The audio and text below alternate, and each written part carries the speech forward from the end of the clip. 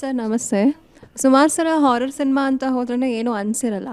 But ಈ ಸಿನಿಮಾದ ಕ್ಲೈಮ್ಯಾಕ್ಸಲ್ಲಿ ನಿಮ್ಮ ಪರ್ಫಾರ್ಮೆನ್ಸ್ ಇದೆಯಲ್ಲ, ಮೈ ಜುಮ್ ಅನ್ಸೋ ಅಂಥದ್ದು.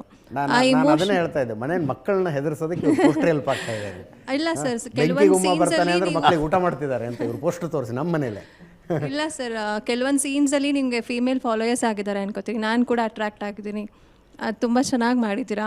ಅದರ ಆ್ಯಕ್ಟಿಂಗ್ ಇದೆಯಲ್ಲ ಸರ್, ಲಾಸ್ಟಲ್ಲಿ ಕ್ಲೈಮ್ಯಾಕ್ಸಲ್ಲಿ ಪರ್ಫಾರ್ಮೆನ್ಸು, ಆ ಇಮೋಷನ್ನಿಂದ ಹೊರಗೆ ಬರೋಕ್ಕೆ ಎಷ್ಟು ಟೈಮ್ ಹಿಡಿತು ನಿಮಗೆ? ಸುಮಾರು ದಿನ ಕಾಡಿತ್ತು. ಅಂದರೆ ಆ ಪ್ರಾಸೆಸ್ಸಲ್ಲಿ ಇದ್ದಿದ್ದರಿಂದ.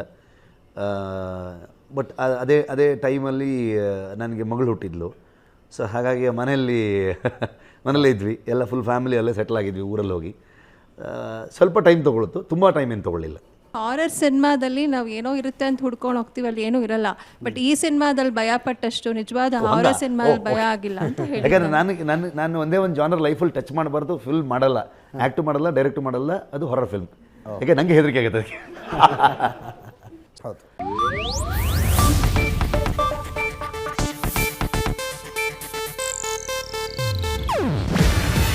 ಇದು ಏಷ್ಯಾನೆಟ್ ನ್ಯೂಸ್ ನೆಟ್ವರ್ಕ್ ಪ್ರಸ್ತುತಿ.